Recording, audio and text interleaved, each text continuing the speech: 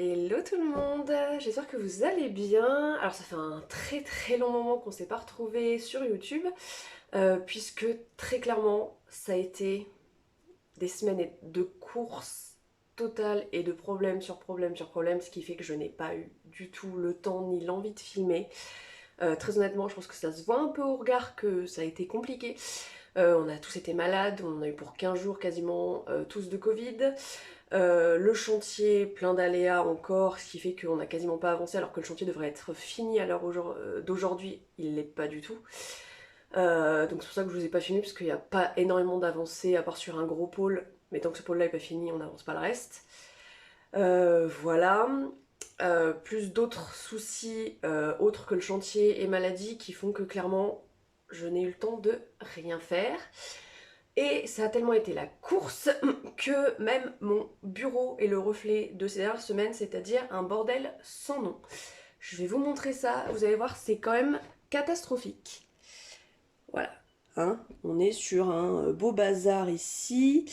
Et je ne vous parle même pas du bazar qui règne de l'autre côté, je vais essayer de vous montrer. Et donc je ne parle même pas du chantier qui se trouve ici, puisque c'est ni fait ni à faire, on a de l'autre côté aussi, enfin c'est du grand n'importe quoi. Et là clairement j'en ai ras-le-bol, donc pour que je puisse retravailler et réavancer comme je veux, j'ai décidé de réorganiser et de ranger le bureau aujourd'hui. Clairement, c'est le bazar et le bordel total. Et voilà, pour repartir sur des bonnes bases saines, voilà, et pouvoir retravailler tranquille, comme j'ai envie, et pouvoir avancer, j'ai décidé de réorganiser, ranger tout ça aujourd'hui. Donc je me suis dit que j'allais vous prendre avec moi. Voilà, puisque bon, moi je vais l'organiser par rapport à ma façon de travailler et mon métier. Maintenant, si vous pouvez peut-être trouver des petites choses qui peuvent vous aider vous au quotidien dans votre organisation. Donc c'est parti, on y va.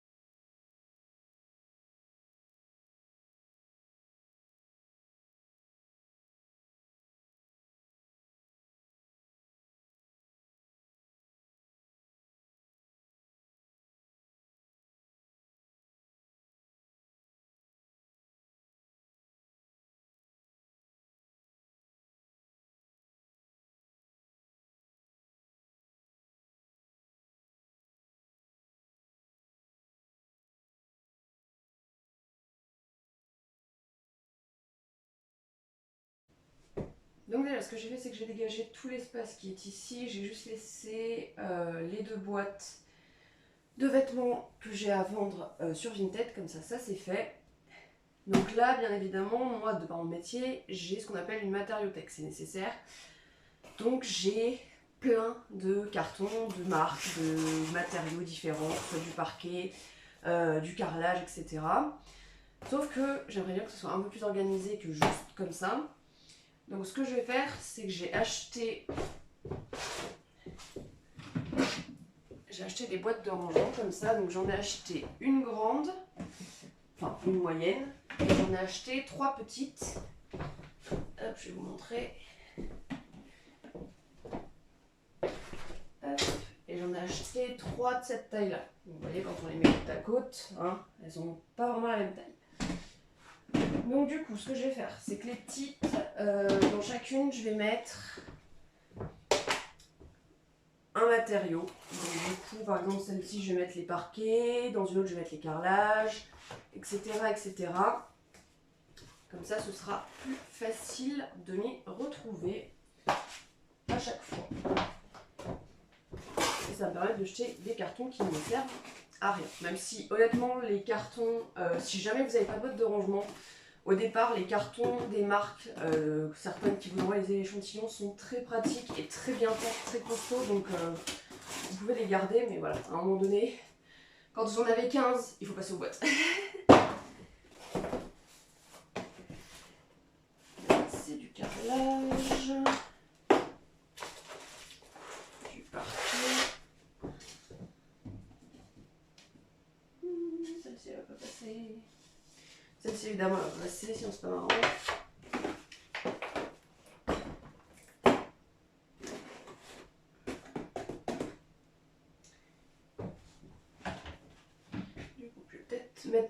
parquet dans la grande. Voilà.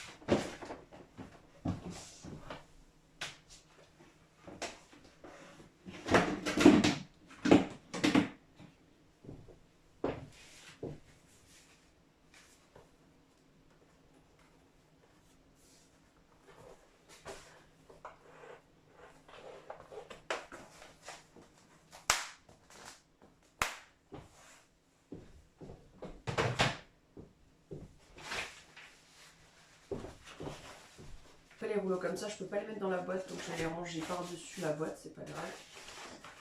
Mais j'en ai quand même quelques-uns comme ça. Hop.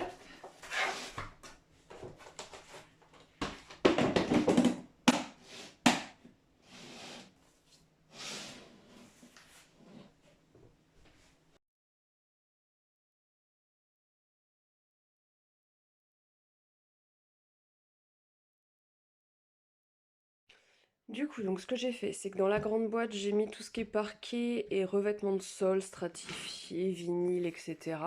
Voilà. Donc celle-ci, elle va aller là. Dans celle-là, donc là, j'ai mis les papiers peints et ceux qui sont en rouleau au-dessus, du coup, pour celles qui passent pas. Là, j'ai mis tout ce qui est panneaux acoustiques décoratifs qui ne sont pas du coup derrière moi dans mon bureau sur mes étagères. Donc là, par exemple, c'est des panneaux en bois, vous savez, très tendance en ce moment. Donc les échantillons sont dedans. Et là, j'ai tous les échantillons du coup de carrelage que je possède et qui, pareil, qui sont pas derrière moi sur mes étagères du bureau. Donc voilà, donc là comme ça j'ai une boîte carrelage, une boîte panneaux décoratifs, une boîte papier peint et une boîte revêtement de sol. Donc ça c'est plutôt beaucoup mieux comme ça, vous voyez, c'est plus organisé. Ici donc j'ai les boîtes comme je vous disais de vêtements que j'ai à vendre que moi je trie en fait par catégorie. Donc par exemple là j'ai mis tout ce qui est t-shirt et veste, là j'ai mis tout ce qui est pantalon et short. Là, il y a tout ce qui est jupe et robe, voilà, pour que moi, quand j'ai besoin de faire un colis, ce soit plus pratique pour moi. Maintenant, voilà, chacun fait comme il veut. Euh, Au fond, il y a un sac avec du coup d'autres chaussures, pareil, que je vends. Et là, je vais rajouter donc un sac dans lequel il y a justement les paquets ou les sachets que j'utilise pour faire les colis. Donc, voilà, moi je le mets dans un sac comme ça, vous voyez, tout bête. Et du coup, je vais le caler ici, dans le peu d'espace qui reste, comme ça, au moins, tout est optimisé. Et du coup, ça fait quand même beaucoup plus organisé que tout à l'heure. Voilà, donc ça, on est bon. Maintenant, on va s'attaquer à la partie papier. Donc, c'est-à-dire tous les classeurs, là, plein de papiers que j'avais en vrac sur le bureau qu'il faut que je retrie, que je reclasse, etc. J'ai d'autres classeurs ici. Ah oui, il faut que je rajoute ça du coup dans cet espace-là. Ça, c'est mes échantillons de peinture. Donc en fait, c'est des boîtes à chaussures, hein. C'est tout bête. C'est des boîtes à chaussures dans lesquelles donc j'ai plein de petits morceaux de bois comme ça que bah, j'ai coupé moi-même en fait dans des planches d'épaisseur de mon choix. Et après du coup j'ai peint donc la couleur devant pour avoir un échantillon. Et derrière je me suis marqué du coup la marque, la couleur, le fini et l'utilité de la peinture. Donc j'ai fait ça pour Ripolin et Dulux dans un carton. Donc là vous voyez j'ai plein d'échantillons de différentes couleurs que je retrouve ici du coup. Si jamais j'ai besoin de faire un test directement sur un mur par exemple, j'ai déjà les échantillons dans le carton associé. Et là j'ai exactement le même principe pour une autre Dulux et la Luxen au niveau de la marque. Et voilà, c'est le même principe, vous voyez, j'ai peint sur des bouts des planches en bois que j'ai coupées à la même dimension que moi je voulais. Et derrière, pareil, donc j'ai marqué la marque, Luxen, la couleur, le fini et l'utilisation. Voilà, donc ça peut être une bonne idée au départ si vous voulez vous créer une matériothèque pour pas trop cher. C'est d'acheter plein d'échantillons et d'en fait de créer vos panneaux d'échantillons que vous pouvez prendre sur le terrain avec vous pour un projet par exemple ou que vous pouvez rajouter dans une planche tendance si vous les faites. Et même la plupart du temps je le fais directement chez le client, donc je prends tous les échantillons dont j'ai besoin pour lui montrer l'inspiration et la tendance du projet et j'assemble tout devant lui. Voilà, donc ça pareil on va les rajouter dans l'espace qui est là-bas. Donc là, ça, je vais pouvoir le ranger directement. Donc, moi, par rapport à mon travail, ce que j'ai fait, c'est que j'ai un carnet dans lequel je référence tous les sites, les marques que j'aime bien. Et après, je marque les références à chaque fois en fonction des marques. Je les trie en fait par catégorie. Et je me note tout ça en fait dans le carnet. Donc en fonction des coussins. Voilà. Là, il y a tous les sites que j'apprécie. Par exemple, vous voyez. Là, les canapés, dans quelle collection, les coussins pareils, les lampes, les murs. Voilà, et j'ai ça pour tout. Donc ça m'aide vachement bien à m'organiser ou à chercher en fait des marques en fonction du style d'un projet. Par exemple, ça c'est très utile si vous êtes du métier et que vous débutez par exemple. Je vous le conseille vivement, parce que moi c'est pareil, on me l'avait conseillé quand j'ai commencé et c'est vraiment pratique. Ça prend du temps, c'est du travail au départ, mais après ça nous facilite tellement la vie que ça devient vite indispensable. Donc ça, on va pouvoir le ranger. J'ai 2 classeurs que, Dieu merci, je vais pas avoir à trier, puisqu'en fait c'est juste des classeurs, pareil, d'échantillons. Donc, des échantillons de tissu. Donc c'est des classeurs de tissu d'ameublement. Il y a des papiers peints aussi à l'intérieur, mais qui sont d'une marque spécifique et qui sont plus particuliers. Donc ceux-là, je les laisse tels qu'ils sont dans ce classeur-là, puisqu'ils sont classés en plus et catégorisés au départ. Donc ça, j'aime bien. Et j'en ai un deuxième, du coup, entièrement de tissu. Juste ici. Voilà, donc celui-là, c'est que du tissu d'ameublement. Donc pareil, ceux-là, on va pouvoir les ranger avec la matériothèque. Là, du coup, j'ai retrouvé d'autres tissus, donc je vais les rajouter dans un des classeurs. Donc celui-ci, normalement, je ne vais pas avoir à le trier puisqu'il est toujours nickel, bien rangé. Donc ça, c'est l'avantage. C'est mon classeur d'entreprise. Donc ça, je vais juste le mettre de côté. Celui-ci, c'est un classeur vide. Celui-ci, pareil, il est juste prêt à être utilisé.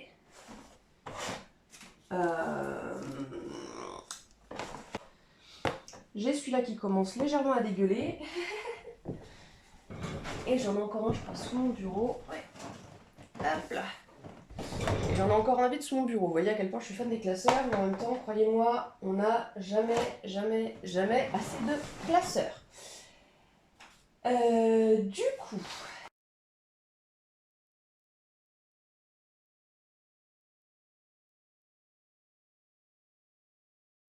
juste, je vais monter mon bureau.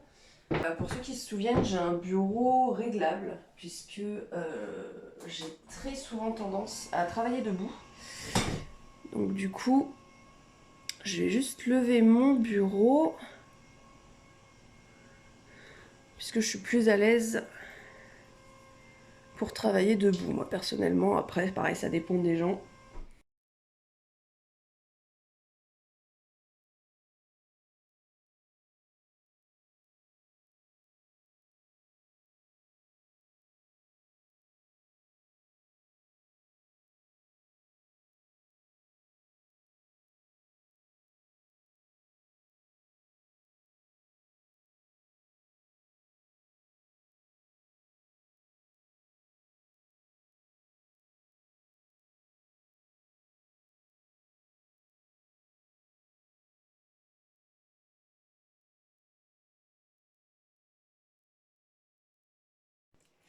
Du coup, après 1 heure de travail acharné pour réorganiser le bureau et le re-ranger, vu le bazar que c'était, comme vous avez pu le voir, je vous montre le résultat tout de suite.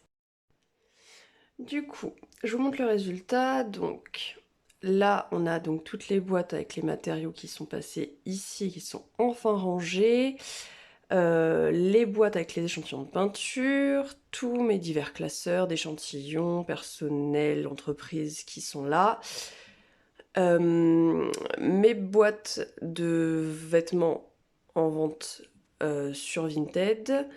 Là, c'est une lampe qui normalement va devenir ma lampe de chevet dans ma chambre. Mais voilà, en attendant, il faut que je vende l'ancienne. Donc tant que je vends pas l'ancienne, elle reste à sa place et celle-ci reste ici. Et au niveau du bureau, donc c'est quand même beaucoup mieux. C'est quand même beaucoup plus aéré. Donc j'ai mon nuancier chromologie qui m'est essentiel. Un dessous de verre pour mon café ou mon thé quand je travaille. J'ai toujours une ramette en stock de papier et j'ai une ramette de feuilles plastifiantes pour mes projets. J'ai l'imprimante qui est rangée en bas. Mes feutres acryliques qui me sont indispensables, mes stabilos avec un stylo, du scotch, mes cartes, mon imprimante, du papier. Voilà, donc ça change quand même pas mal de tout à l'heure. Ça fait un bien, vous pouvez pas vous imaginer à quel point ça fait du bien d'avoir à nouveau un espace de travail rangé. Franchement, c'est le seul moyen d'être productif, c'est d'avoir un espace rangé. Sinon, ça devient le capharnaüm, on sait plus où chercher, on sait plus où travailler, on perd du temps, c'est un enfer. Donc voilà. Du coup, ça y est, le bureau est terminé d'être rangé. Donc j'espère que ça vous aura aidé ou en tout cas motivé à réorganiser et re-ranger aussi vos espaces, que ce soit votre bureau, pro, perso ou une autre pièce même de votre intérieur. Parce que ça fait toujours du bien en fin d'année pour repartir sur le bon pied pour la nouvelle, de redonner un petit coup de propre à nos espaces. Donc voilà, je pense qu'on se reverra en vidéo que début janvier, donc sûrement avec une vidéo avancement chantier maison de ma maman. Et j'essaierai de vous faire également une vidéo sur les tendances décoration pour 2024. En attendant, je vous souhaite de passer d'excellentes fêtes de fin d'année, de profiter de vos proches, de votre famille, de vos amis et de savourer les moments partagés ensemble pendant les fêtes puisque c'est surtout à ça que ça sert. En attendant, prenez bien soin de vous, je vous fais des bisous et nous on se retrouve en janvier 2024. Salut!